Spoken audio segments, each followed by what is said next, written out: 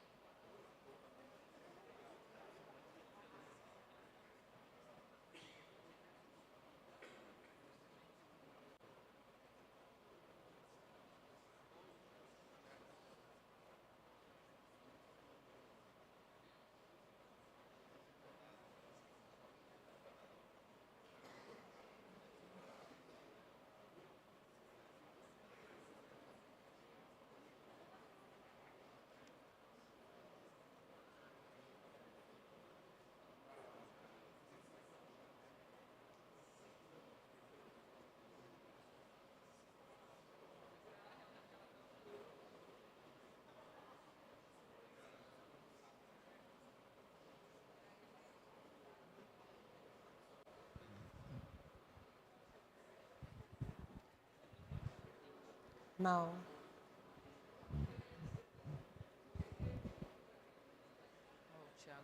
Quem é?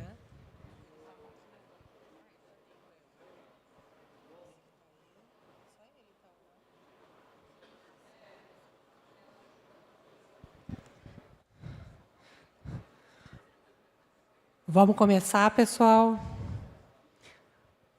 Tem 4 painelistas. O Tiago já soube que está aí. Tiago, meu ajudante do painel, desse painel super técnico. Ana Tércia, Tadeu Sendon e o Oswaldo Zanetti, que vão participar, então, desse 4º painel. Não sei se está todo mundo já aí.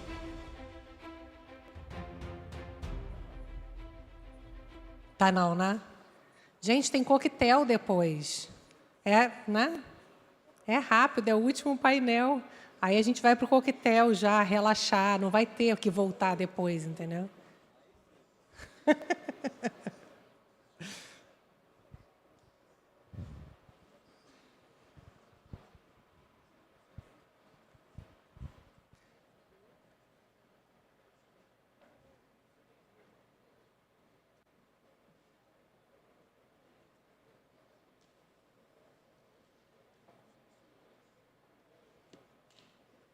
Ah, a Ana chegou. Você estava tomando café, Ana?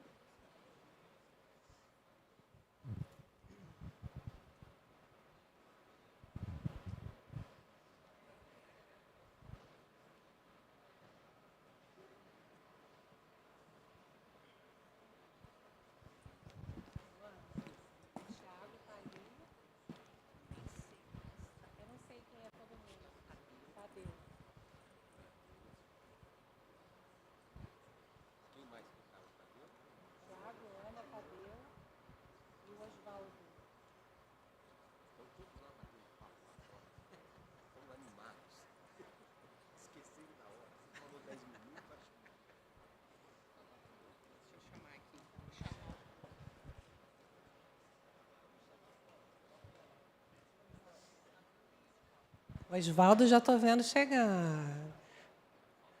Falta só o Tadeu.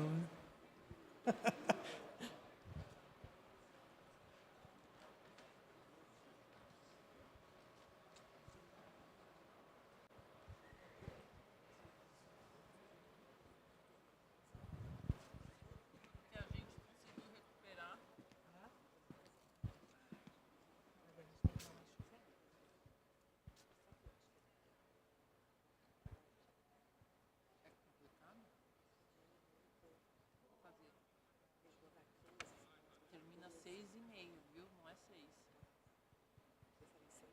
Não, no cerimonial tá 6. Ah, não, é que atrasou. Não, mas já era 6h30? Não, era 6 mesmo. Não, era 6h30. Ah, tá, certo, verdade. Na programação tá 6h30. Eu que pus aí 6 horas. Tá. Eu achei que era 6h30 porque atrasou. Tá? Já temos, então vamos lá? Vamos começar então nosso último painel. Esse painel agora, então, vamos falar sobre atualidades das normas internacionais de relatório financeiro, IFRS. Tá certo? Estou aprendendo, viu? IFRS. Se eu falar alguma coisa errada. Só para lembrar que amanhã, à tarde, vai ter a segunda edição do Hackathon do Ibracon, com a competição de 10 universidades e os projetos de tecnologia. Então, deem aí sua atenção, que vai ser bem bacana.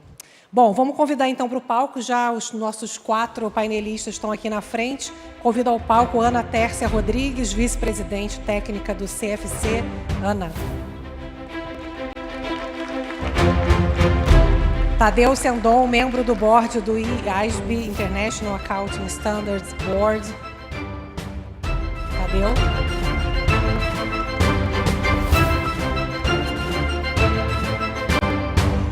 Tiago Bernet, coordenador da CNNT, Comissão Nacional de Normas Técnicas do Ibracon.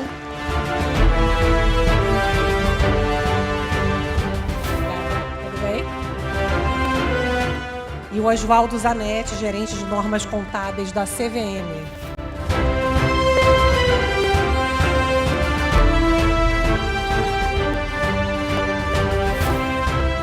Osvaldo, eu cortei você da última vez, agora você continua.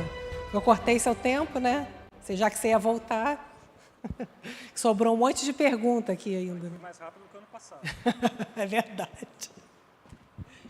Bom, olha só, a gente vai colocar mais um quiz, se vocês puderem participar, então, aqui com a gente. Vocês podem mandar, né, pelo site bracon.com.br/participe ou pelo QR Code. E a pergunta é, na sua opinião, qual dos projetos do IASB terá ou já tem um maior impacto no Brasil? IFRS 18, apresentação e divulgação e demonstrações financeiras. IFRS 17, contratos de seguro. IFRS 16, leasing. IFRS 9, instrumentos financeiros. Ou IFRS 15, vendas com direitos de propriedade intelectual. Bom, vou dar a palavra para o Tadeu, que já me falaram que vai ser meu ajudante técnico aqui, certo? Junto com a Ana, né? Já está sempre, né? palavra é para o Tiago ou é para o Tadeu? Não sei, a gente pode... O ajudante sou eu, quem manda aqui é o Tadeu. Ah, tá, então melhor passar para o Tadeu primeiro, Eu acho que ele é que manda, nosso né? convidado de Tá bom, honra. Thiago. É que eu me apeguei a você também, porque falaram o Tiago que vai te ajudar. Só o quiz eu não entendi nada. IFRF. Nem eu, até fiquei um pouco confuso com essa sopa Então de letrinha aí. Então vamos para o Tadeu, já que eu cortei tempo do Tadeu. Tadeu, agora você tem mais tempo, então, para poder contribuir aí com esse assunto aí dessas várias IRFS, não é isso? Então vamos, né?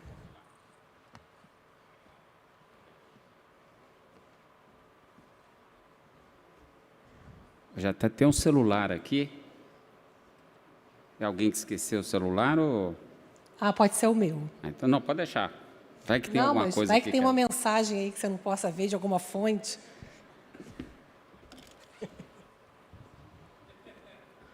Chegou mensagem para você aqui.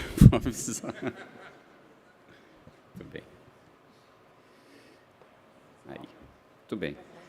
Boa tarde a todos. Antes de qualquer coisa, eu gostaria de agradecer ao Ibracona, da figura do Sebastião aqui, a oportunidade de, mais uma vez, poder falar um pouquinho dos trabalhos do IASB e compartilhar isso com vocês. É interessante que, na fala do Eduardo, e mais alguém aqui se referiu a isso, que, de certa forma, a gente está num processo de adotar a norma e ter o compliance, mas isso pertence ao passado, porque hoje a gente, desde 2010, que a gente tem uma interação muito grande, o Brasil, com o IASB, e tem participado na elaboração das normas, nas discussões das normas, e é exatamente o que a gente está fazendo aqui, que é interagir, participar, influenciar, porque isso não é um processo fácil para nós no IASB, porque nós estamos falando de 145 países adotando a norma, e você escreveu uma norma em que tem uma aceitação global, você precisa ter certeza de que todo mundo participa desse processo. Hoje, o que eu vou fazer? Eu vou fazer uma apresentação breve sobre, praticamente, para fazer referência aos projetos que nós temos na agenda do IASB. Eu vou focar em 5 temas que eu acordei com os meus colegas de painel para a gente fazer o debate sobre esses temas e também receber a pergunta de vocês. Então, o objetivo, de novo, aqui, falar rapidamente o que está na agenda de trabalho do IASB hoje e aí esses 5 temas que a gente vai focar para fins do debate. Então, vou começar aqui a atualização sobre o plano atual. Esse slide ele mostra quais são os documentos que estão em consulta pública. A gente tem 4 documentos em consulta pública. Esse é um outro ponto importante, que é o seguinte: todo mundo quer, você podia mexer na norma aqui, mexer na norma colar, mas quando a gente começa a trabalhar os diversos projetos, ele dá um trabalho grande, justamente porque a gente tem esse tal do processo devido, due process. Isso dá trabalho para vocês também, consome recursos de todas as partes. Então, é importante que a gente defina e determine a prioridade de cada um dos projetos. Então, todos os projetos que, em tese, nós iniciamos, eles foram determinados como os projetos prioritários, né? Então, é justamente isso aqui que nós estamos falando em termos de prioridade. Então, começando o Exposure Draft de combinação de negócios, divulgações, goodwill e impairment. Eu vou falar um pouco, esse é um dos, inclusive, dos documentos que a gente vai debater. Um adendo ao Exposure Draft da 3ª edição da norma de contabilidade de IFRS para pequena e média empresa. O que é isso aqui? Quando a gente fez a emissão do Exposure Draft do IFRS para pequenas e médias empresas, a gente utilizou uma data de corte. Então, todas as normas IFRS que foram emitidas full, né, que foram emitidas depois dessa data de corte, a gente não considerou para fins de alinhamento, avaliação de alinhamento. Mas 2 temas foram considerados pelos investidores como muito importantes, inclusive para as pequenas e médias empresas, e que, se nós não incluíssemos no projeto, nessa revisão geral, comprehensive, né, isso ficaria para ser incluído daqui nos próximos 8, 9 anos, que é a parte de acordos de financiamento de fornecedores, que inclusive é um dos temas que a gente vai debater aqui, e falta de permutabilidade, né? Quando você não tem a moeda do país disponível para ser convertida em outra moeda, que é o caso que a gente vive de vez em quando na Venezuela. Então, esses são 2 temas que a gente entendeu que poderia aproveitar enquanto o projeto de IFRS para pequenas e médias empresas está em evolução e incluir nessa linha de desenvolvimento com esse adendo, e a gente acha que consegue fazer isso sem interferir no prazo do projeto. O outro é o Exposure Draft, contratos de energia elétrica renovável. Esse é um projeto que afeta especialmente países na Europa. Muitas empresas na Europa têm contratos de compra de energia renovável em que a variação do volume de produção é repassada para o cliente. Eu estou falando isso porque, embora, é lógico, aqui no Brasil também, por exemplo, eu tenha muitos contratos de energia elétrica renovável, não necessariamente a variação da geração de energia, que depende do vento, depende do sol, depende da água, isso não interfere no comprador, interfere no preço, mas ele não tem o volume afetando o contrato dele. O volume afeta o gerador, mas na Europa não, tem muitos contratos que estão sendo afetados. Eu vou falar um pouquinho, posso adiantar aqui e falar sobre esse documento aqui, que basicamente vai mexer com a regra de on-use, para permitir que o contrato seja considerado um contrato de execução, e, portanto, eu não preciso fazer valor justo, mas também vamos ter que mexer um pouquinho na norma sobre hedge accounting, do IFRS 9, justamente para permitir uma mudançazinha ali da definição do item de hedge, para permitir que você consiga incluir esses contratos. Parece um pouco complicado, e é mesmo, mas para quem está afetado por esse tipo de contrato, é muito relevante, porque você coloca um contrato de 20, 25 anos, que não entraria no seu balanço, é um contrato de execução, né? Você recebe energia e paga. Se você não tiver esse tipo de modificação, você vai ter que trazer esse contrato de 20, 25 anos para o balanço a valor justo. Então, ele traz uma volatilidade e um custo para a empresa muito grande. Proposta de atualização da taxonomia IFRS. A taxonomia IFRS é justamente para permitir com que as informações das demonstrações financeiras possam ser consumidas de forma digital. E cada vez mais os investidores estão consumindo as informações das demonstrações financeiras de forma digital. Então, toda vez que nós fazemos a emissão de uma nova norma ou uma alteração de norma, a gente também faz a atualização da taxonomia IFRS. Então, cada vez mais, a gente tem mais países utilizando a taxonomia IFRS, e por isso é importante a gente estar mencionando aqui que esse é um processo de atualização automático. Tem norma nova, tem alteração de norma, a gente atualiza a taxonomia. Então, o próprio Brasil aqui, nós estamos conversando com o B3, com o CVM, justamente para poder ver se nós conseguimos também incorporar essa possibilidade dos investidores acessarem as informações também de forma digital via essa taxonomia IFRS. E se a gente olhar a parte de baixo do slide aí, isso é o que está por vir. Só no mês de julho, né, no próximo mês, a gente deve publicar um Exposure Draft complementando o IFRS 19, eu vou falar um pouco sobre isso aqui, um Exposure Draft sobre incertezas climáticas e outras incertezas nas demonstrações financeiras, é um dos temas que nós vamos debater aqui no painel. Alterações ao IAS 21, efeitos na mudança de câmbio, isso aqui tem a ver com hiperinflação, quando eu for falar do slide mais para frente, eu explico um pouco mais. A proposta de atualização de taxonomia IFRS, isso aqui vai aparecer o tempo todo, sempre que tiver algum tipo, como eu disse, norma nova, atualização, a gente vai ter que ter um Exposure Draft. e o exposure draft de equivalência patrimonial e de provisões que a gente deve emitir no terceiro ou no quarto trimestre. Eu falo um pouco mais para frente nos próximos slides. O que a gente tem de novas normas e alterações? O famoso IFRS 18, a norma IFRS 18, apresentação, divulgações de demonstrações financeiras. Próximo slide eu dou um pouco mais de detalhes. IFRS 19, subsidiárias sem obrigação pública de divulgação. Essa é aquela norma opcional.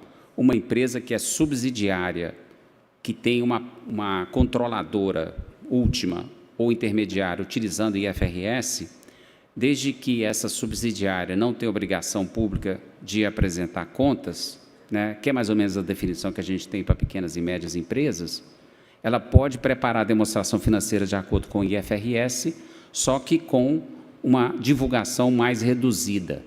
Então, é como se fosse reconhecimento e mensuração e apresentação IFRS full, mais as notas explicativas, o nível de divulgação, como se fosse IFRS para pequenas e médias empresas. O nível, né? Lógico, seguindo a parte de reconhecimento e mensuração de IFRS full. Isso é muito vantajoso, especialmente porque a gente tem a questão da publicação das demonstrações financeiras, ou mesmo a própria preparação da demonstração financeira, a auditoria das notas explicativas. Então, se você consegue fazer uma demonstração financeira mais enxuta, implica em menor custo. Então, a gente entende que essa norma, talvez a maioria das empresas ainda não tenha entendido o benefício que ela pode trazer, mas a gente acha que nos próximos anos os grandes grupos vão perceber e vão começar a adotar essa norma.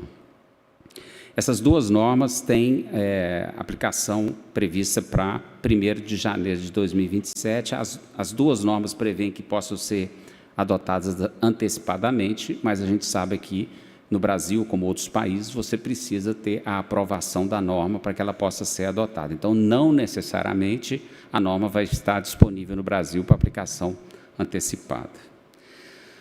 Alterações de normas IFRS, a gente publicou em maio a alteração na classificação e mensuração, é uma alteraçãozinha no IFRS 9, vou deixar para falar um pouco mais para frente no slide, e também melhorias anuais nas normas contábeis que a gente deve publicar em julho, que nada mais é que algumas correções, algumas inconsistências que tem na norma, que a gente faz pequenos ajustes, em geral não tem impacto para as empresas, mas a gente precisa ajustar a norma de qualquer forma.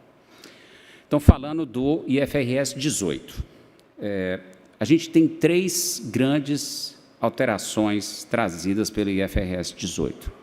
Primeiro, o IFRS 18 ele substitui a norma IAS 1, mas ela praticamente traz, ou traz grande parte do que já está no IAS 1, ela traz para dentro do IFRS 18 ou migrou para o IAS 8. A alteração está praticamente focada na demonstração de resultado. E aí, está na esquerda aí do slide, novos subtotais exigidos, inclusive o lucro operacional. Aí alguém vai dizer assim, mas lucro operacional a gente já é obrigado a ter aqui no Brasil, está na lei, né? Mas o que tem que compor o lucro operacional, essa que talvez seja a maior alteração para nós. E, de fato, vários países também têm o tal do lucro operacional. Só que cada um compõe o seu lucro operacional do jeito que acha que tem que compor. Então, o IFRS 18, o que ele faz é trazer disciplina para dizer o que vai dentro do lucro operacional. Com esses subtotais requeridos, basicamente o que a gente faz é dividir a demonstração do resultado em 3 categorias, né? Operacional, investimento, financiamento, imposto de renda e operação descontinuada. Então, são 5 categorias, as 3 principais, operacional, investimento e financiamento, via a inclusão desses subtotais.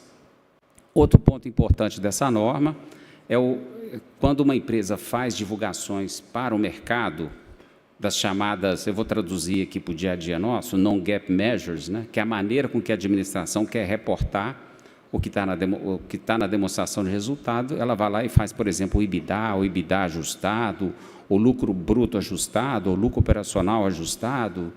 Essas medidas são consideradas non-GAAP. Então, hoje, a gente já está acostumado a ver esse tipo de divulgação para o mercado. Os investidores gostam, porque isso, de alguma forma, traz uma visão da administração e, naturalmente, que para trazer maior transparência, hoje a gente já tem no Brasil o requisito de reconciliar isso com a linha na demonstração do resultado. O que nós estamos fazendo aqui é trazer, sempre que essa divulgação for feita, você tem que trazer para dentro da demonstração financeira. E você precisa também reconciliar isso com a linha mais próxima da demonstração do resultado, explicar o efeito de não controladores, de imposto de renda, item a item, ou seja, a gente trouxe um pouco mais de disciplina e transparência para esse tipo de medida. E, ao trazer para dentro da demonstração financeira, também trouxe a obrigatoriedade da auditoria dessa informação. E um outro ponto é a orientação sobre agregação e desagregação, é muito mais, trazendo um pouco mais de princípio de como que essa agregação e desagregação vai acontecer. Talvez a grande alteração aqui é com relação a quando você apresenta a demonstração de resultado por função, que é o caso da maioria das empresas no Brasil, e aí você precisa dar um pouco mais de informação das despesas por natureza nas notas. Então, a gente talvez não seja tão impactado no Brasil, mas tem muitos países que isso vai ser bastante impactado, aí, naturalmente, você tem um pouco mais de detalhe. Mas o mais importante por trás desse aspecto da agregação e desagregação é trazer esse princípio que se aplica para um monte de outras normas do IFRS. Então, ele passa a ser uma espécie de framework, uma estrutura conceitual para fins de o que você tem que agregar ou desagregar na nota explicativa ou nos quadros, né, nas demonstrações financeiras principais. Como eu falei, essa norma entra em vigor em 2027. Esse slide mostra um pouquinho dos projetos que a gente tem aí, diferentes estágios, e esse slide ele é legal porque ele mostra quando um projeto é de emissão de norma, normalmente é um projeto maior, ele vai levar aí de 4 a 10 anos, ou até mais, para ficar pronto. Ele começa numa fase de pesquisa, e aí ele pode dar origem, por exemplo, a um discussion paper, e a partir desse discussion paper, se a conclusão for favorável a seguir com o projeto, ele migra para a parte de emissão de norma, aí vai haver a emissão de um exposure draft, em audiência pública, etc., até que, finalmente, você chega lá no finalzinho do slide, com a emissão da norma. O que a gente tem hoje na parte de pesquisa? Um projeto sobre intangíveis, não está no slide aí, mas antes do projeto de intangíveis, esse projeto de intangíveis estava no que a gente chama de Research Pipeline, que ele fica aguardando recurso, pessoal sendo liberado de outros projetos para iniciar um projeto. Então, hoje a gente tem no Research Pipeline a reforma do IAS 7, demonstração de fluxo de caixa, e também custo amortizado de instrumentos financeiros. São dois temas que os nossos stakeholders no processo de agenda consultation, que é um processo que a gente faz a cada 5 anos, nos disse que eles gostariam que nós fizéssemos um projeto nesse sentido. E esses são projetos maiores. Então, por enquanto, a revisão do IAS 7, que é fluxo de caixa, esse a gente está aguardando um pouco para começar, assim como o custo amortizado de instrumentos financeiros. E agora a gente começou de intangíveis. Está muito no início, o pessoal do staff apresentou para nós, porque tem diversas pesquisas acadêmicas sobre o tema, porque esse não é um tema novo. A gente tem diversos estudos que foram feitos por emissores de normas de diversos países, inclusive o Reino Unido, a Austrália, o Japão. Tem vários estudos sobre isso e várias pesquisas acadêmicas, como eu falei, e o staff está trazendo todas essas informações. Tadeu, como é que o IASB pretende tocar esse projeto de intangíveis? O próprio staff estava discutindo conosco se seria, tipo assim, um all-in-one, ou seja, nós vamos discutir todos os assuntos relacionados com intangíveis, ou se nós deveríamos estabelecer algumas prioridades aonde primeiro atacar, ou só atacar aquela área, ou, quem sabe, fazer um faseamento desse projeto, por exemplo, começando somente com divulgações, que, aliás, esse é um tema que todo mundo concorda. No mínimo, deveria melhorar a divulgação no que diz respeito a intangíveis.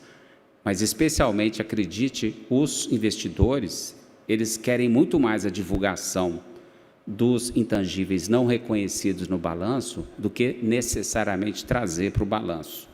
Eles acham que isso pode ter algumas implicações. Então, são vários temas, várias maneiras de endereçar esse tema, mas isso é um projeto enorme, mas o mais importante é que agora a gente começou, mas vai levar um tempinho aí e, com certeza, ele vai gerar um discussion paper. Dentro ainda da fase de pesquisa, a gente tem Post-Implementation Review, que é aquela revisão que a gente faz depois de 3 ou 4 anos que emite uma nova norma ou faz uma alteração de norma maior, e aí a gente, depois de 3, 4 anos, a gente volta e verifica se a norma está funcionando como pretendido. A gente está fazendo isso nesse momento com o IFRS 15 e com o IFRS 9 na parte de impairment, especialmente o IFRS 9 na parte de impairment, que é o tal do ECL model, né? Especialmente afeta banco. O feedback que nós recebemos é que está funcionando muito melhor que o modelo que a gente tinha do IAS 39, mas talvez pudesse melhorar um pouquinho na questão das divulgações. Então, o staff está avaliando se eles poderiam propor, por exemplo, em algum momento, fazer um projeto só para tratar da parte de divulgações. IFRS 15, reconhecimento de receita, a mesma coisa, de uma maneira geral, todo mundo concordou que a norma está funcionando como pretendido, todo mundo sabe que deu trabalho para implementar, mas ela é muito mais útil, muito mais informativa e tem alguns temazinhos que ainda geram algum tipo de discussão, por exemplo, a questão de principal e agente. A gente sabe que tem algumas áreas que geram algum tipo de discussão, mas quanto mais illustrative examples e guidance que você vai adicionando, mais você vai se distanciando de uma norma baseada em princípio e se aproximando a uma norma baseada em regra. Então, a gente tem que dosar aí qual que é a quantidade que a gente pode colocar para poder ajudar sem comprometer a questão do princípio. E a gente tem aí na lista de espera, vamos dizer assim, para começar o PIR, o Post Implementation Review, do IFRS 16, a norma sobre LIS, e da parte de Head Accounting do IFRS 9. Falando dos projetos de emissão de normas, a gente tem o projeto, quanto mais para a esquerda, mais no início está. Quanto mais para a direita, mais próximo do final está. Então, a gente tem Dynamic Risk Management, que antigamente a gente chamava de Macro Hedge, é basicamente um projeto voltado para instituições financeiras, para bancos, porque a maneira com que eles gerenciam os riscos, especialmente de taxa de juros, é de uma forma dinâmica, é difícil você aplicar o Hedge Account do IFRS 9, inclusive a nossa conclusão é que eles não está caracterizado ou utilizando os mesmos conceitos do IFRS 9 para Hedge Account. Então, essa é uma norma em separado. Nesse momento, a gente já avançou bastante. Nesse momento, o time está discutindo a questão de apresentação e divulgação com vários stakeholders. Esse mês, na verdade, semana que vem, eles vão apresentar para nós o resultado desse trabalho que eles vinham fazendo com os stakeholders, e o objetivo é, em julho, eles fazerem os últimos ajustes na proposição e nos pedir para começar o processo que a gente chama de drafting, para que a gente possa, no início de 2025, fazer a emissão desse Exposure Draft. Método de equivalência, esse é uma revisão do IAS 28, é uma alteração importante para nós. Nós já fizemos todas as discussões técnicas, nós estamos nesse momento na fase de elaboração do Exposure Draft, que deve ser emitido em agosto ou setembro. Inclusive, poderia falar um pouco mais sobre esse projeto aqui, mas como a gente vai ter a emissão do projeto do Exposure Draft em julho ou agosto, e a gente vai ter o seminário do CPC no final de outubro, a gente tem um painel justamente para falar de equivalência patrimonial lá nesse seminário do CPC, porque aí a gente já tem a norma, o Exposure Draft na rua, a gente consegue discutir com um pouco mais de propriedade aqui. Mas uma das coisas que eu posso adiantar aqui é que nas transações com coligadas e joint ventures, você não faz mais a eliminação dos lucros quando baseada no percentual de participação. Você reconhece o ganho 100%, dentro do conceito de reporting entity. Mas aguardem, né? Em outubro a gente fala, depois tiver o documento lá. Combinações de negócios, divulgações, goodwill e impairment, tem um slide para falar sobre isso. Management Commentary, que é o relatório da administração. Esse é um projeto que nós iniciamos, ele é um practice statement, não é uma norma, então ele é uma orientação e não é obrigatório, mas a gente começou esse projeto antes da criação do ISSB, e aí veio a criação do ISSB, tem um certo overlap do trabalho dos dois, e a gente, na próxima semana, vai decidir se a gente paralisa, descontinua esse projeto, ou se a gente simplesmente segue como está, ou quem sabe muda o projeto para fazer uma coisa maior, por exemplo, de Integrated Report, que é alguma coisa que a gente escutou no Consultation Process do ISSB, que nós não deveríamos fazer nesse momento. E a quarta opção, que me parece que provavelmente aqui a gente vai caminhar, deixa esse projeto, por enquanto, na prateleira, vamos ver como é que evolui a questão do ISSB, e aí a gente verifica se ainda vai ser necessário fazer alguma coisa no que diz respeito a esse relatório da administração. Instrumentos financeiros com características de patrimônio, que a gente também chama de FICE, a gente emitiu um exposure draft, nós recebemos comentários, inclusive de vários stakeholders aqui do Brasil. O pessoal do projeto já apresentou um sumário do resultado desse processo, e a partir de julho a gente já deve começar a tomar algumas decisões. Esse é um projeto polêmico, por quê? Porque toda vez que você fala de classificação de um instrumento como dívida ou patrimônio, isso gera muita discussão, porque tem vários produtos já no mercado, e se em algum momento isso for causar uma reclassificação, vai ter um monte de gente levantando a mão e dizendo que não concorda. Então, a gente não é de forma diferente, que a gente recebeu um monte de pushbacks aí de algumas propostas, mas algumas outras foram bem aceitas, né? Então, algumas áreas provavelmente a gente vai conseguir seguir adiante, e outras talvez a gente tenha que recuar. Uma delas é a parte de leis e regulamentações. Essa é uma que, de uma maneira geral, os stakeholders não gostaram, e a gente acha que não tem suficiente suporte para seguir adiante. Mas é um processo que tem que passar por discussão no board. Revisão da norma de contabilidade para pequenas e médias empresas, já falei aqui, é um projeto grande, né, porque cada seção da norma de IFRS para pequena e média empresa corresponde a uma norma do IFRS Full, né? Mas ele está dando muita discussão, porque tem uma turma que quer trazer o modelo de ICL para dentro do mundo das SMS. Eu, particularmente, sou contra, né, porque a gente sabe que não é assim que uma pequena e média empresa calcula provisão, né? Calcula provisão baseada em 3%, né? Mas tudo bem. Não tem nenhum critério de fase 1, fase 2, fase 3, aumento do risco de crédito.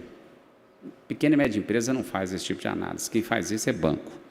Mas tudo bem, infelizmente, é uma democracia, nem todo mundo que está no board concorda com isso, então é por isso que a gente está discutindo bastante. Atividades com tarifas reguladas, a gente já está chegando no final desse projeto, é um projeto importante aqui para o Brasil, especialmente as utilities, né, empresas de energia, de água e outros setores que podem estar afetados, gás, e a gente deve provavelmente fazer a emissão da norma final no primeiro semestre de 2025. A gente deve tomar as últimas decisões agora em junho e julho. Julho deve ser autorização para começar a redação da norma em forma final, mas provavelmente no primeiro semestre de 2025 que a gente deve ter isso na rua. Eu falei que tinha um slide sobre combinações de negócios. Combinação de negócios, gente, é uma transação que é uma alocação de capital. É como se você estivesse fazendo um movimento muito grande de investimento. Fazer uma compra de uma empresa, segundo os investidores, é algo muito importante.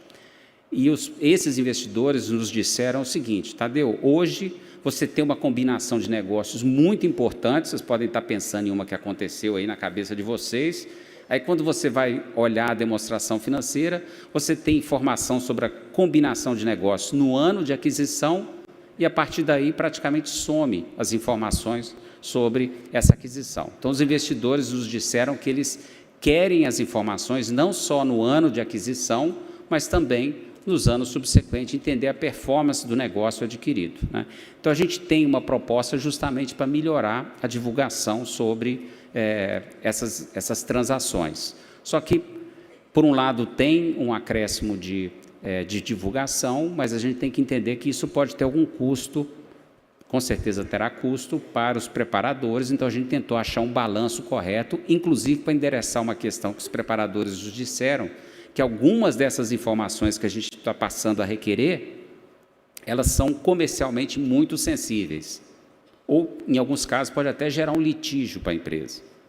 E aí, dependendo das circunstâncias, a gente incluiu uma exceção, vamos chamar assim, uma isenção, em que a empresa, ao perceber que ela poderia estar numa situação dessa, que ela deixasse de fazer a divulgação num determinado nível. Então, não vou entrar no detalhe da norma, mas existe uma isenção quando existe essa possibilidade de uma informação ser tão sensível do ponto de vista comercial ou poder provocar um litígio, que aí a administração poderia deixar de fornecer aquela informação. Então, quando a gente vai no detalhe, que a gente entende, mas é alguma coisa que foi feita para poder ter um balanço entre a necessidade dos investidores e as preocupações dos preparadores.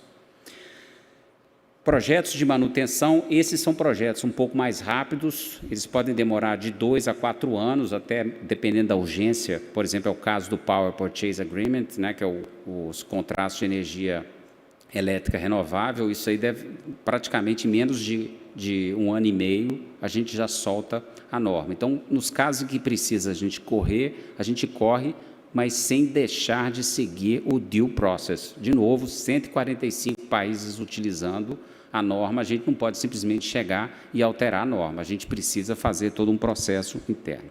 Então, dentro desses projetos de manutenção, a gente tem provisões, que é um projeto de revisão do tema do IAS 37, especialmente de obrigações de reconhecimento.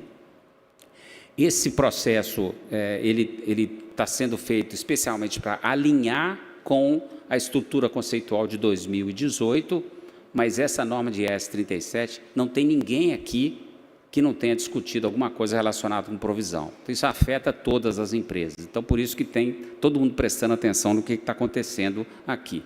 E também vai melhorar um pouco os exemplos que estão no final dessa norma, que ajudam a entender a aplicação dos conceitos. Está em boas mãos esse projeto. A gerente do projeto é uma pessoa apaixonada com framework, com essa norma de provisões, então ela está cuidando com bastante carinho e agradeço demais, especialmente a interação da Abrasca com o pessoal do projeto, porque foi muito, muito útil mesmo as discussões todas que o pessoal teve com o time do projeto. Então, esse é um exemplo de como é que o Brasil pode interagir de forma pragmática e intensa na elaboração de uma alteração de uma norma nova. A gente também tem a atualização da norma subsidiária sem obrigação pública. Como eu falei, quando a gente fez o IFRS 19, a gente tem que fazer um corte. A partir de agora, as novas normas ou alteração de normas novas, no próprio Exposure Draft, a gente também já avisa qual é o impacto no IFRS 19. Mas algumas normas ficaram no meio do caminho. O corte que a gente fez do IFRS 19 e quando a gente começou a fazer esse processo de fazer nova norma e alteração de norma, junto já com o Consequential Amendment do IFRS 19. Então, esse projeto aqui nada mais é do que esse, desculpa usar o termo em inglês aqui, mas é o catch-up, justamente para você ter todas as alterações atualizadas dentro do IFRS 19. Uso de uma moeda de apresentação hiperinflacionária por uma entidade não hiperinflacionária, isso aqui a gente fala até que é a alteração da Argentina. O que isso aqui é? É uma empresa na Argentina que tem moeda funcional dólar, mas ela precisa elaborar a demonstração financeira dela em peso argentino. Então, quando ela converte de não hiperinflacionário para hiperinflacionário, você imagina ela fazendo isso trimestralmente. O que ela faz? Ela traz o trimestre e, a partir daí, controla pelo IAS 29, ou ela simplesmente utiliza tudo pela taxa de fim de ano? É isso que nós estamos propondo aqui, utilizar a conversão pela taxa de fim de ano. É uma simplificação, a gente acha que isso não vai trazer uma informação muito mais limpa para os investidores e vai ajudar bastante, especialmente nossos hermanos, né? Adenda ao Exposure Draft terceira edição, eu já expliquei isso aqui, é justamente para incluir Supply Finance Arrangement e a parte de falta de permutabilidade no projeto, para que não tenha que esperar o próximo ciclo.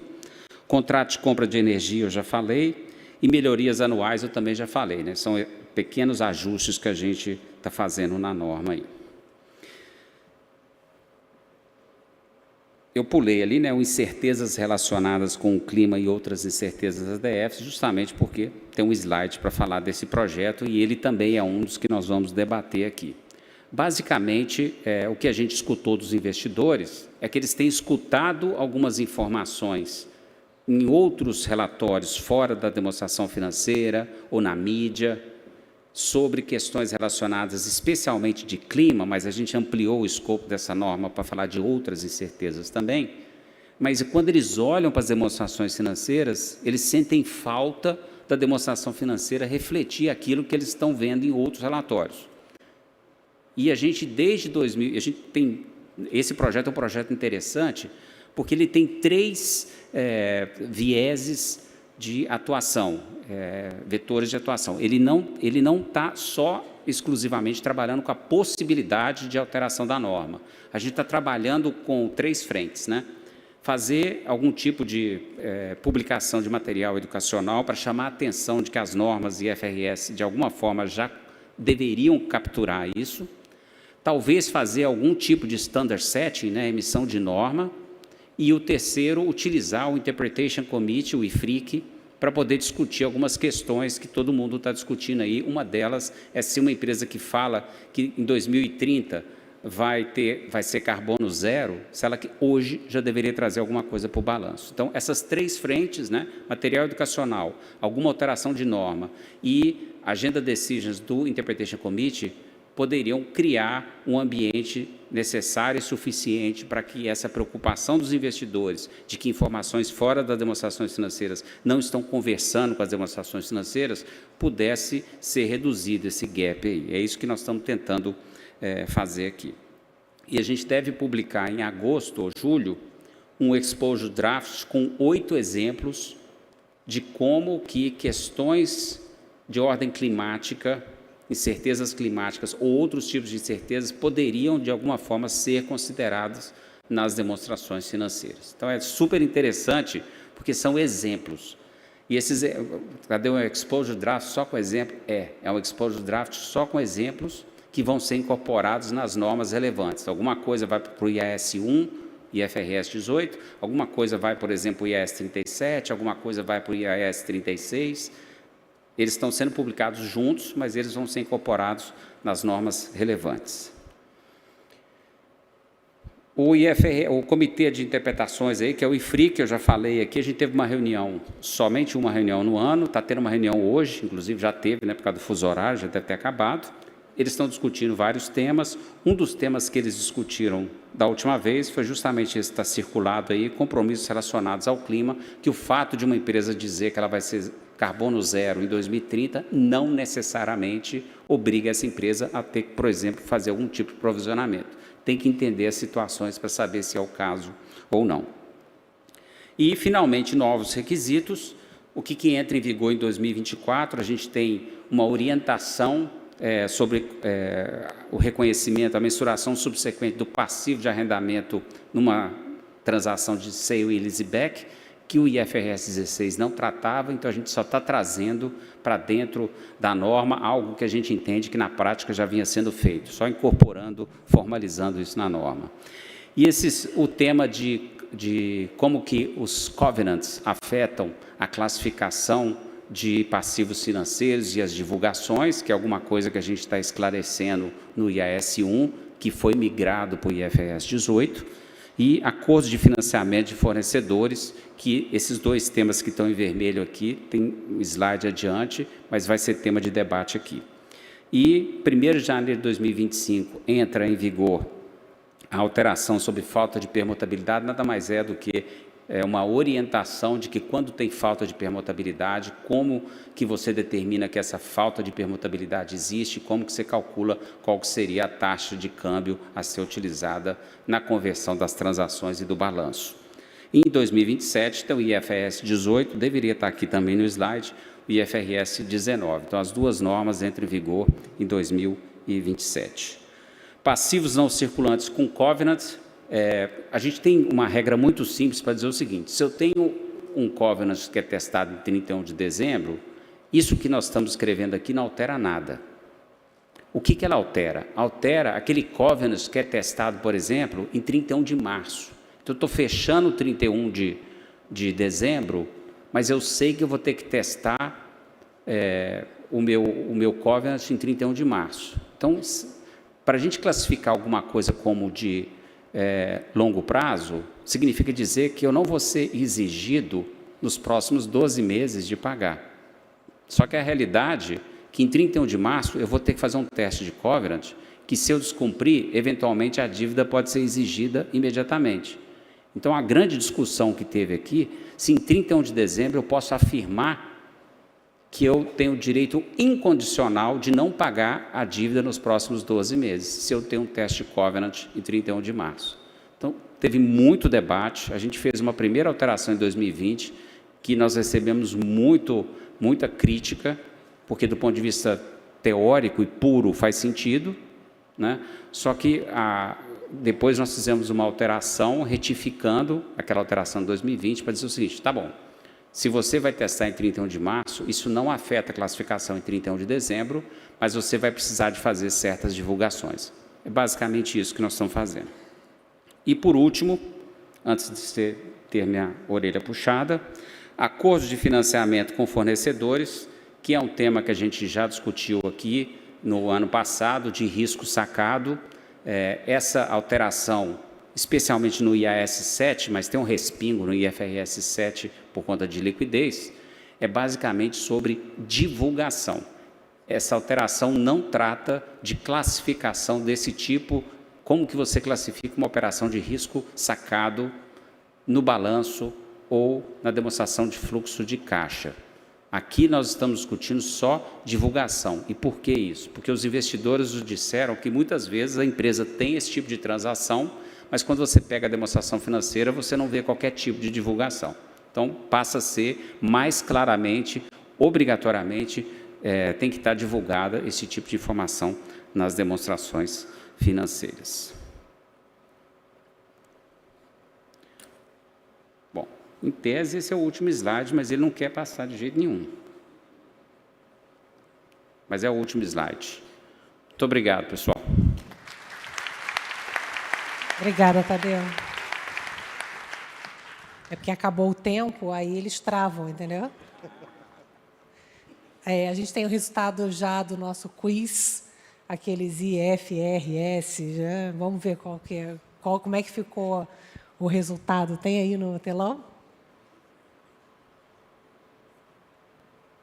Vamos lá. Me ajuda aí, Thiago. Teoricamente é o 18, né? Ninguém sofreu com 17, nem com 16, nem com 9. O 18 é sempre que é o futuro campeão. que preocupa, né? O passado. Não, mas é bem Deus pertence. espalhado. Mais um quiz que fala assim, tá tudo difícil.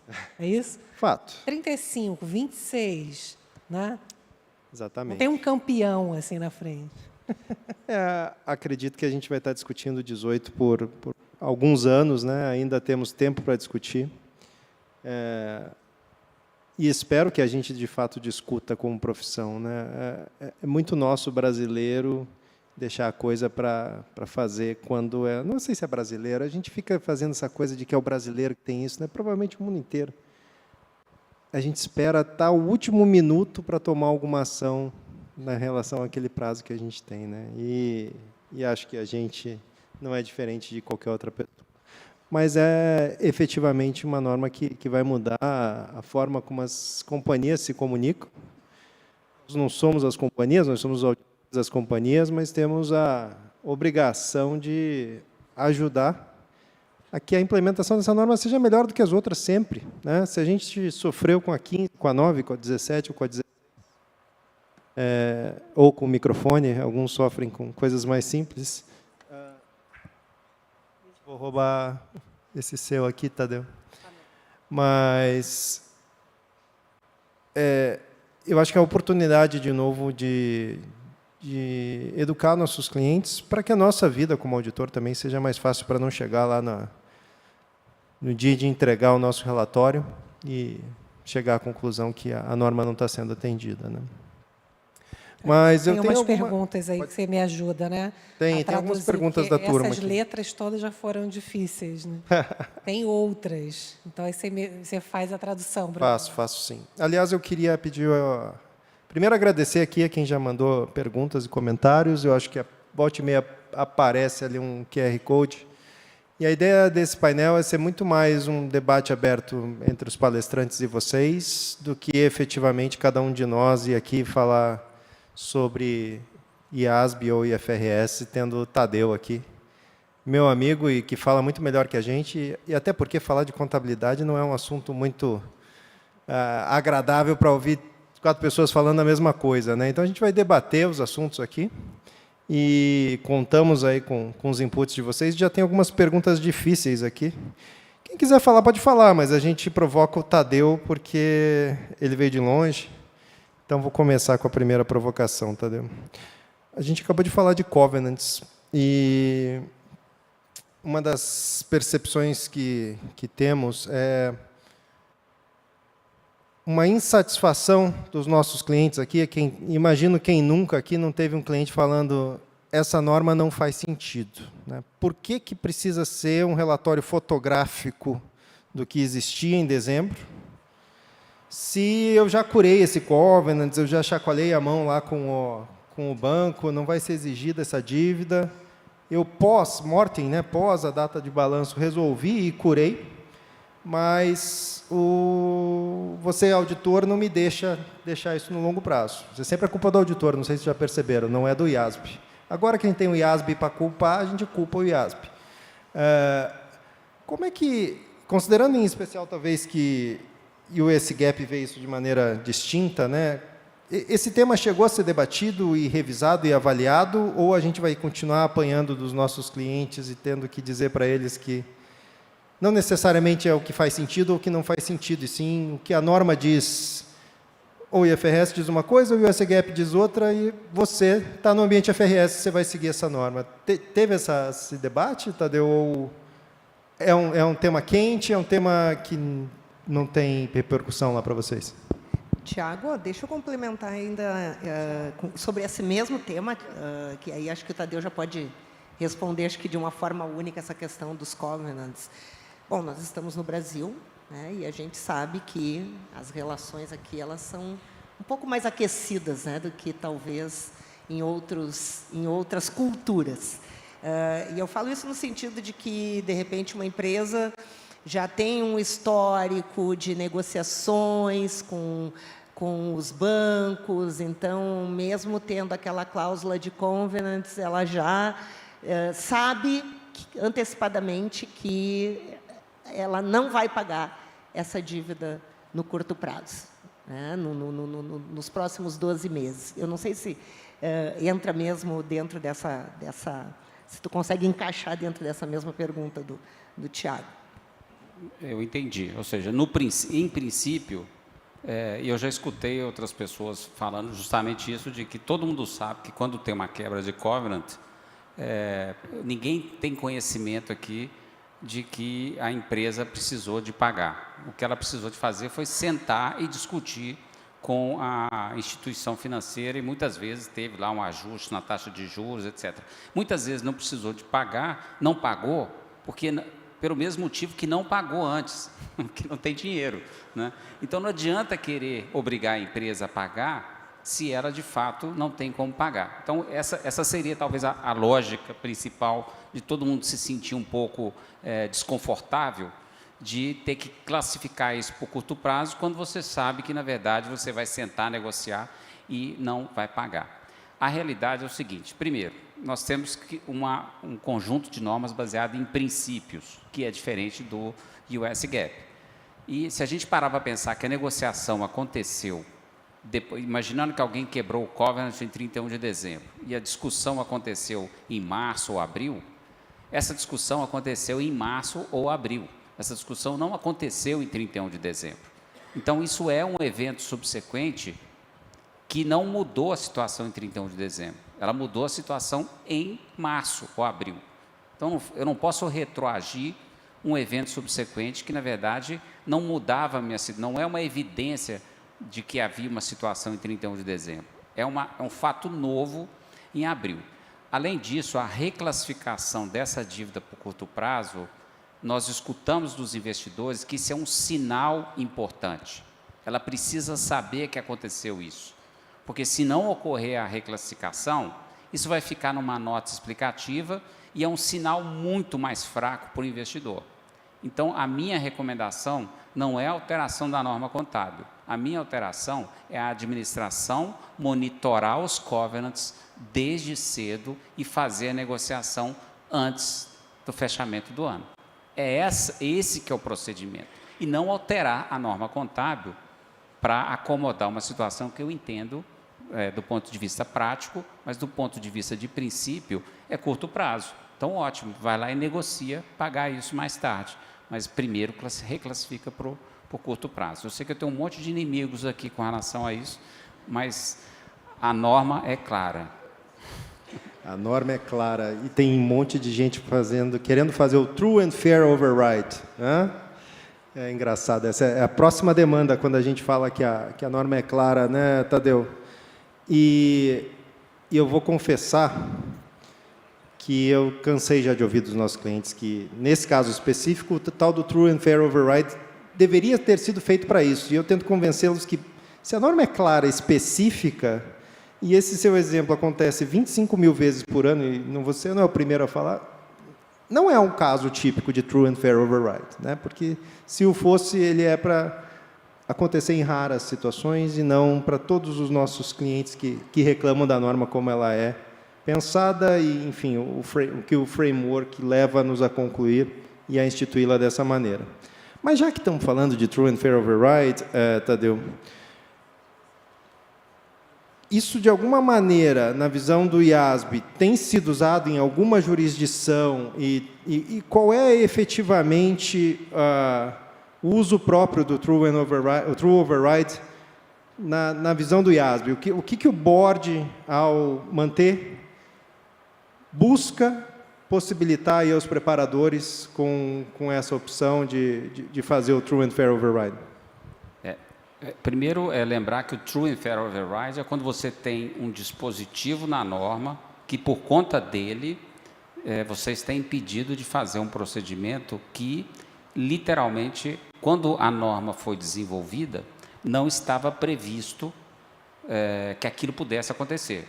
Não é, por exemplo, só para pegar de novo o caso do Covenants aqui, todo mundo sabe que isso acontece. Então, a norma está ali e todo mundo sabe que isso acontece. Então, não é alguma coisa que pegou a norma de surpresa.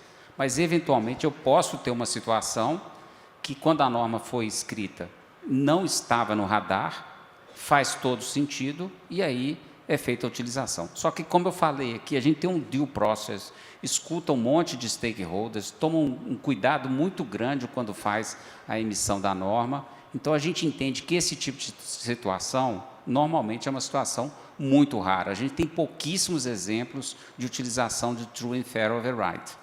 Mas a realidade é que algumas pessoas querem utilizar o true and fair override quando eles não gostam de alguma coisa na norma e não concordam. Então, esse caso do Covenant é um típico exemplo do pessoal que vai... Não, então, será que eu não posso usar um true and fair override? Não, você não pode, porque não é algo que não foi previsto pela norma. A norma previu, esse dispositivo está lá, sabendo que isso poderia acontecer. Então, é muito sutil e o mais importante é que é muito raro mesmo a utilização desse dispositivo.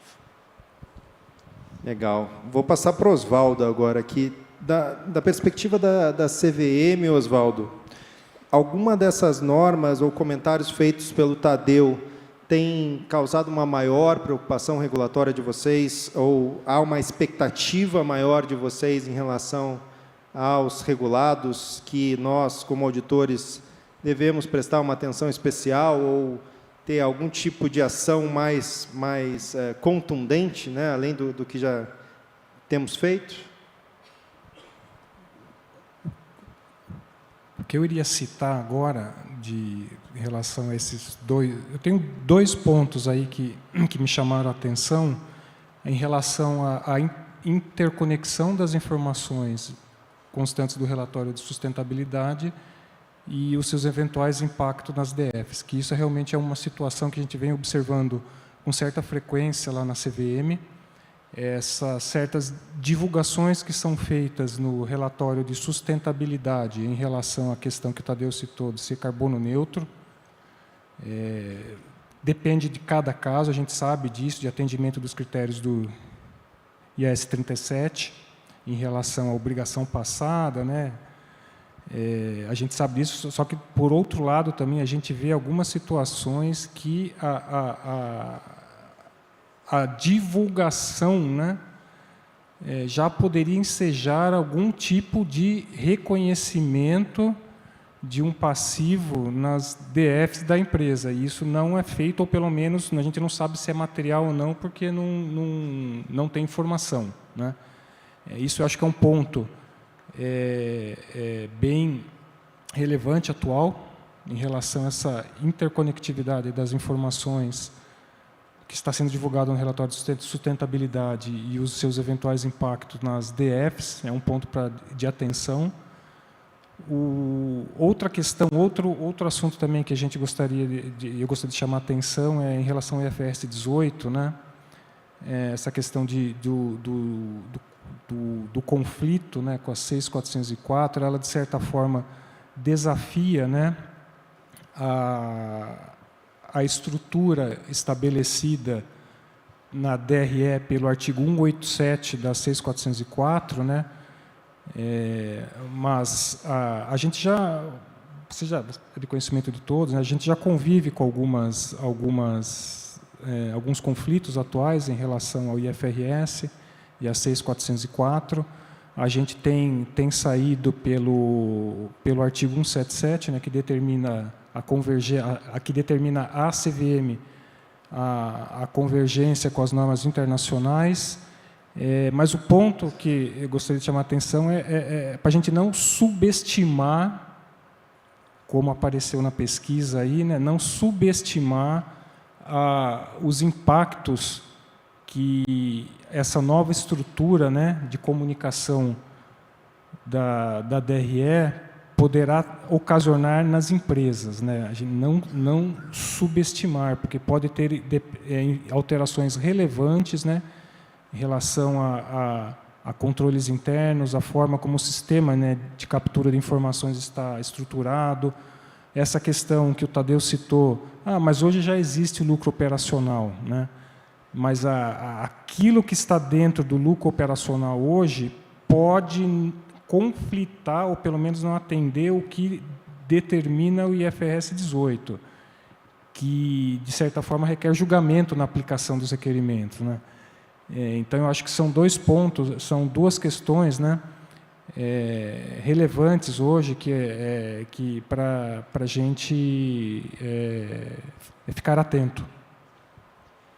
É o famoso se correr o bicho pega, se ficar o bicho come, Oswaldo.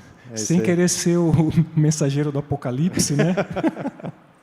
Nós temos duas alterações relevantes, né? O 93 e o IFRS 18, né, que veio agora. Então, vão ser anos emocionantes, né, pela frente. Temos 3 anos aí, né, para tomar ações e resolver mais esse conflito, né? Efetivamente, não será o primeiro e nem o último.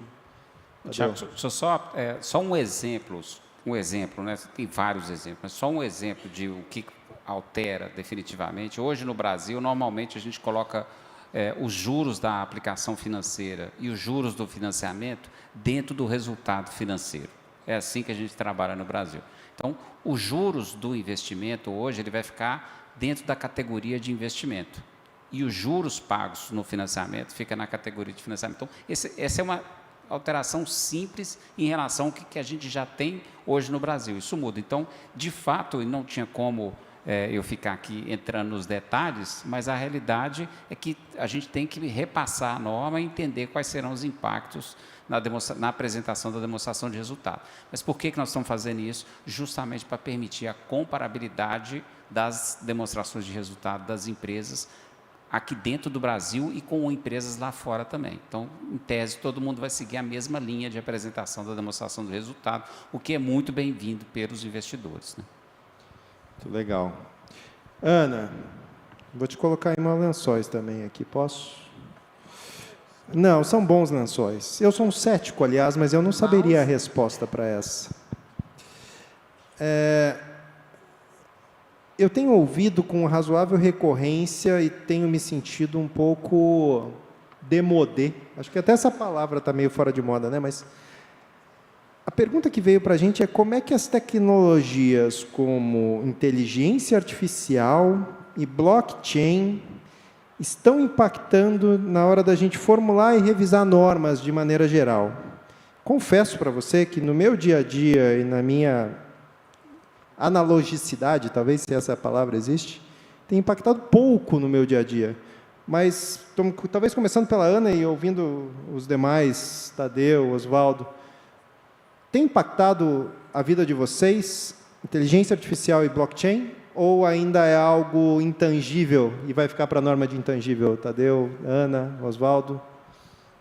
Olha, eu acho que até o que está nos impactando é não estarmos avançando num uso possível, né, dessas novas tecnologias. Pelo menos eu sinto muito falta, inclusive dentro dos nossos projetos estratégicos do Conselho Federal de Contabilidade, a gente tem aí no nosso planejamento, no nosso radar, uma implementação de uma inteligência artificial que facilite todo o trabalho de busca, de consulta, enfim, de buscar uma indexação de uma informação dentro desse arcabouço normativo que é extremamente extenso.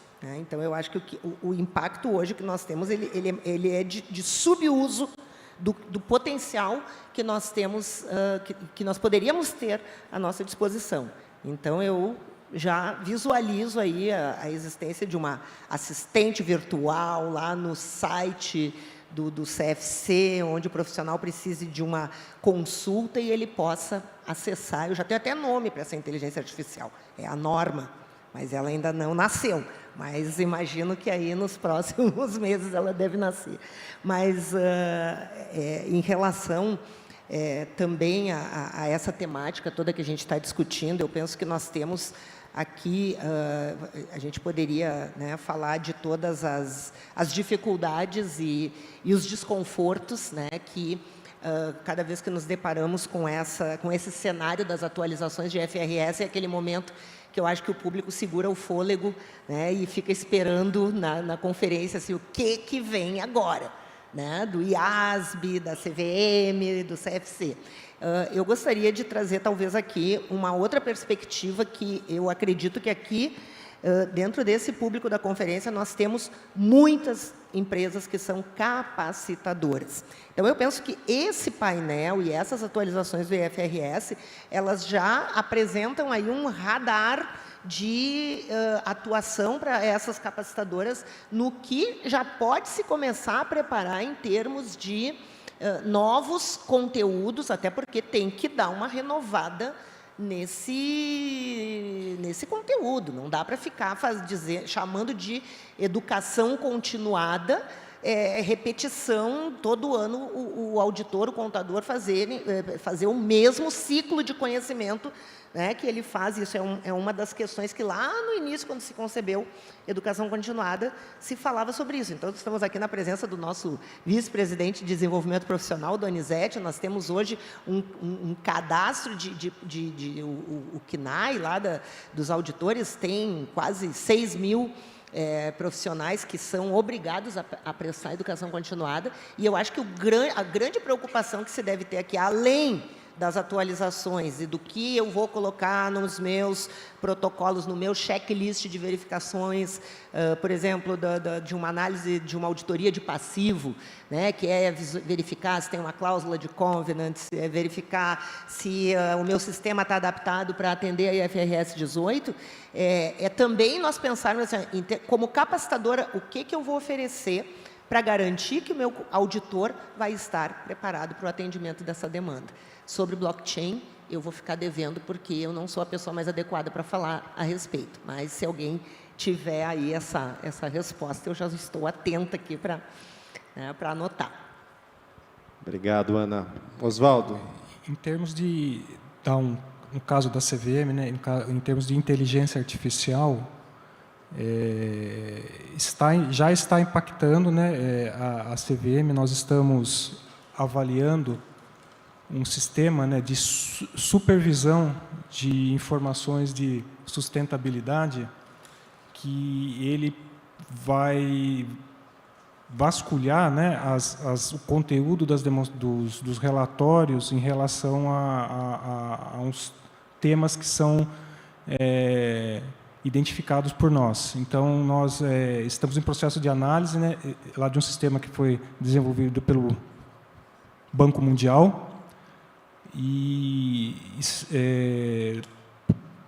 pelo menos acho que nas próximas semanas já deve ter algum resultado, mas sim, está impactando, inclusive no nosso operacional, né, que como todo mundo sabe, a estrutura da CVM com o tempo vem diminuindo, né, não existe outra saída que não a utilização desses sistemas de inteligência artificial, blockchain, para token, né, e token, para ajudar, né, nas atividades que são desenvolvidas pela autarquia. Só para falar do ponto de vista de inteligência artificial, 3 frentes aí. A primeira delas, a gente recentemente utilizou para análise das comment letters que vieram do projeto de instrumentos financeiros com características de patrimônio, ferramenta de inteligência artificial para fazer leituras dos comment letters, para verificar questões comuns. Então, ou seja, já estamos começando a testar a utilização desse tipo de tecnologia para poder fazer uma varredura das cartas comentário. O segundo tópico e inclusive você consegue presenciar isso nas reuniões nossas do board. Hoje, quando a gente vai falar sobre divulgações, a gente já considera muito mais a questão do consumo digital da informação. Tanto é que a gente já concluiu que reconciliações, apresentações em forma de tabela são muito mais amigáveis para o consumo digital do que, por exemplo, uma descrição narrativa. Então, tudo isso está começando a impactar a maneira com que a gente escreve os requisitos de divulgação. E a gente cada vez mais utiliza a inteligência artificial para fazer análise das demonstrações financeiras, para avaliar qual que tem sido a prática com relação a determinados temas que a gente está analisando. Então, ou seja, cada vez mais, talvez até de uma forma ainda um pouco incipiente, mas a gente está aos poucos incorporando a inteligência artificial dentro do nosso processo de análise e emissão de normas também. Excelente. E continuamos recebendo perguntas aqui, pessoal.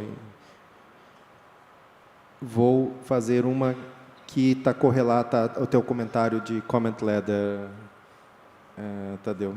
Você mencionou sobre a participação da Abrasca recentemente no estabelecimento e das discussões em relação a divulgações de clima e outras incertezas. Mas a pergunta que veio para a gente como é que está o nível atual de participação do Brasil na submissão de comment letters, como é que está a qualidade dessas comment letters, qual é a nossa representatividade, e só para humilhar um pouco, quem que seria o país que mais comenta e que é mais ouvido por vocês, ou tem essa briga de forças, como é que esse processo acontece dentro do IASB? Então, primeiramente, como eu falei, desde 2010, quando o Brasil adotou o IFRS em 2010, a gente adotou as normas que já estavam lá e que a gente, em geral, não participou da emissão delas. A partir de 2010, aí a situação mudou. A gente começou a cada vez mais participar no processo de elaboração da norma, e a gente tem um exemplo muito bom em 2014, onde a gente conseguiu reintroduzir o método de equivalência como uma das opções a serem utilizadas nas demonstrações financeiras separadas. Isso foi um processo que veio de interação da América Latina com o IASB, só para dar um exemplo, mas tem vários outros. Cada vez mais a gente tem mais comment letters recebidas. Um grande exemplo também, porque o Brasil tem muitas empresas pequenas e médias que utilizam o IFRS para pequenas e médias empresas. Então, a gente, junto com a África, é interessante, foram os continentes que mais contribuíram, América Latina e e África foram os continentes que mais contribuíram com comment letters para pequenas e médias empresas, ou seja, são regiões que estão altamente afetadas por aquela norma. Mas por que, por exemplo, a Europa, você perguntou quem é o campeão de audiência? É a Europa. Mas por que a Europa? Porque você tem diversos países, por exemplo, são 27 países que compõem a União Europeia, cada um dos países acabam tendo o seu próprio National Standard Setter, que acabam emitindo uma carta. Além disso, você tem a carta que é emitida pelo IFRAG. O IFRAG é o grupo consultivo que ajuda a União Europeia a fazer o endorsement via parlamento das normas do IFRS. Então, você acaba tendo uma estrutura, que inclusive é uma estrutura paga, remunerada, pessoal trabalhando full time para preparar esse tipo de informação. Aí você não tem como comparar, por exemplo, na maioria das pessoas que estão aqui no Brasil, né, a Brasca, CPC, a maioria dos profissionais são profissionais que trabalham em outras empresas e prestam trabalho voluntário para a Brasca, para o CPC e outras associações.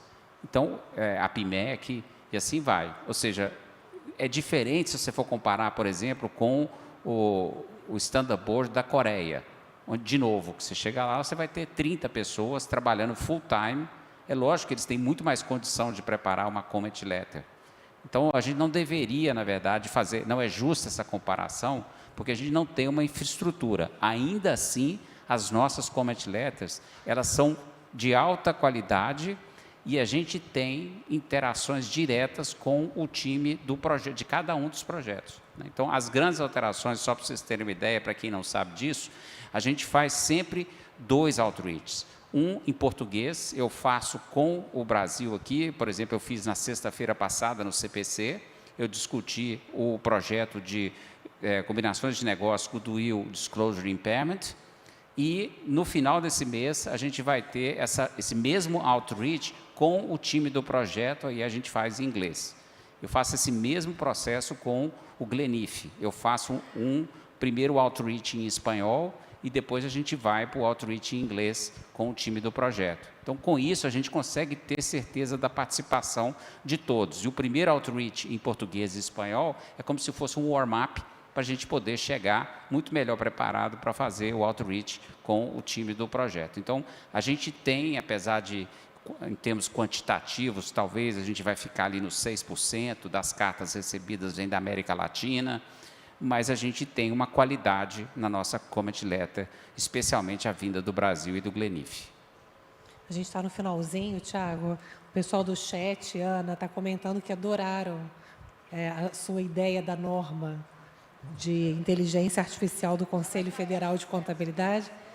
Tá bombando, o pessoal do chat aprovou, tá? Pode seguir. Então tá, já vamos contar para o presidente lá, Donizete, que a norma nem nasceu ainda e já está fazendo sucesso. Aí, gente, é que é sonho de consumo, né? Eu penso que nós temos que nos conectar com as dores do nosso público. E eu acho que o Tadeu trouxe aqui uma informação e uma abordagem que é bem importante de se fazer, porque a CVM tem esse escopo que é o mercado das companhias abertas, né, das grandes corporações, enquanto que o CFC ele tem esse olhar que é para todos os diferentes segmentos de atuação do profissional, e a gente tem né, dados, inclusive semana passada nós estávamos participando de um seminário com a Receita Federal, e a abordagem, inclusive, já existe, já se percebe, já é nítido um certo desconforto, né, de outras entidades, né, da própria Receita, em relação aos avanços promovidos por conta das normas de padrão internacional, do processo de convergência, a tal ponto, eu vou trazer aqui, gente, porque isso que eu vou dizer não é segredo, foi falado lá publicamente no painel, né, e nós não corroboramos dessa ideia, pelo contrário, nós estamos aqui firmes, né, ninguém solta a mão de ninguém nessa questão de vamos seguir firmes na manutenção do padrão que lá atrás nós decidimos, foi uma decisão conjunta de todas as entidades, vamos migrar para o padrão internacional, então vamos com ele, né, até que, né, sei lá, assim, em algum momento ele se mostrar inadequado, mas eu acho que não é esse o caminho que nós estamos percebendo. Mas a gente tem que estar constantemente administrando certos conflitos institucionais, né, que vem para a cena, que vem para o debate. Então, foi dito claramente lá no painel que estava se discutindo a questão do lucro contábil e do lucro fiscal e das dificuldades de se aproximar essas duas legislações, né, e os técnicos da Receita Federal dizem o seguinte: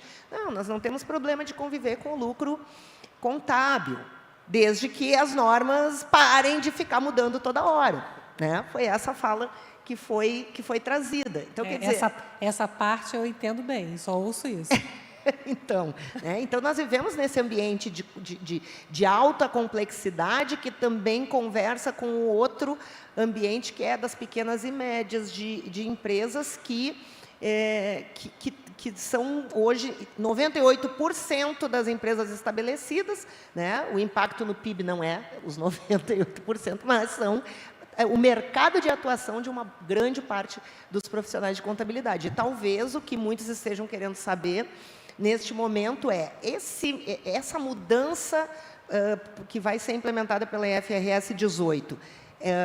Que impacto ela vai trazer lá para as nossas normas de pequenas e médias, principalmente a partir dessa questão das classificações, né, das despesas dos grupos, né, de despesa operacional, de financiamento, de investimento, né, e a gente sabe que isso também tem um custo de adaptação de sistema, tem uma série de aspectos, né, então eu até queria aproveitar, deixa aqui, da norma, mas para trazer essa questão para o Tadeu, né, para que a gente também possa começar a se antecipar, né, em começar a levar uma mensagem para os nossos diferentes segmentos, porque, e só para complementar, eu entendo que nós cada vez mais estamos nos reportando enquanto contadores e auditores e conversando e inseridos dentro de um ambiente de governança das empresas, né, que exige cada vez mais que nós estejamos fazendo um diálogo muito mais próximo da alta gestão do que a cultura histórica que nós temos na contabilidade nos permitia. Então, aquele conforto no sentido de o contador não precisar se envolver em reuniões de conselho, até mesmo em assembleias e questões, né, de ordem mais ampla dentro da estrutura da empresa, hoje já não é.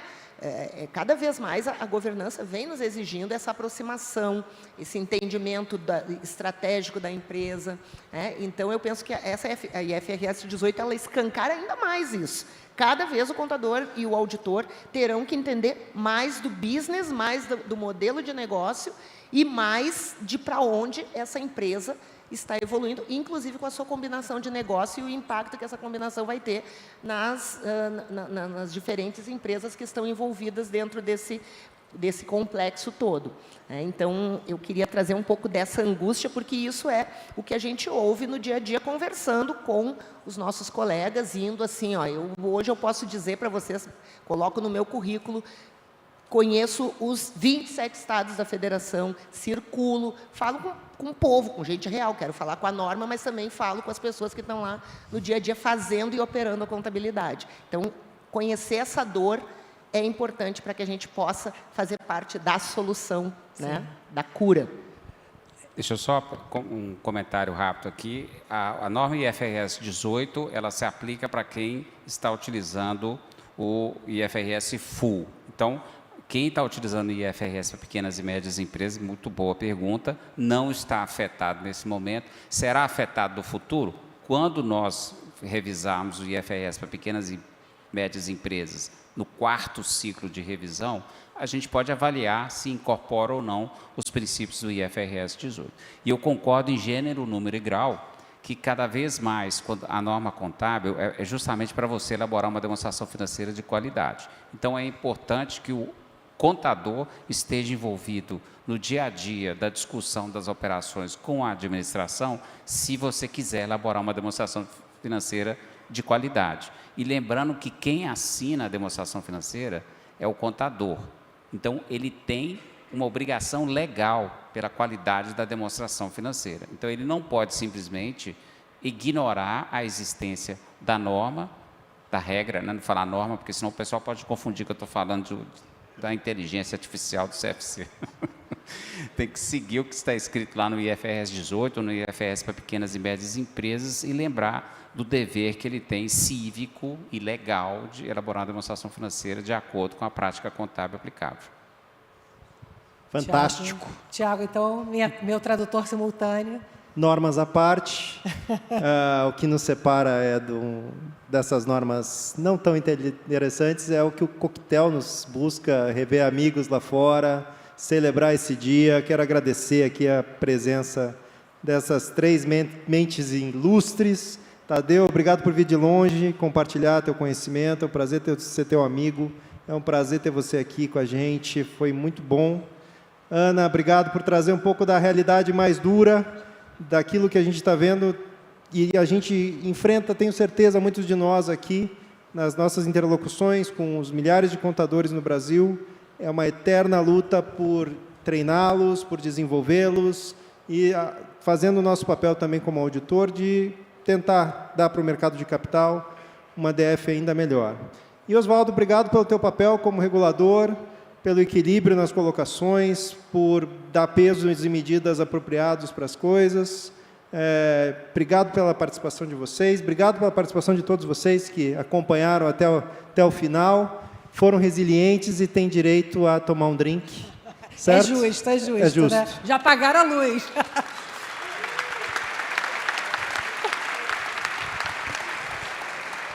Bom, chegamos ao fim, então, do primeiro dia do nosso evento. Lembrando que amanhã, na parte da tarde, vai ter o Hackathon. Então, competição aí de 10 universidades com projetos de tecnologia. E amanhã, às 9 da manhã, então, estaremos juntos aqui no segundo dia da conferência. Muito obrigada.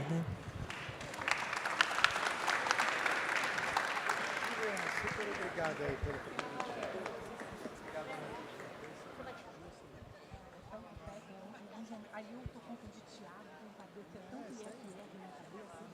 que é um ambiente mais aqui de amigos e colegas da profissão. Então, ninguém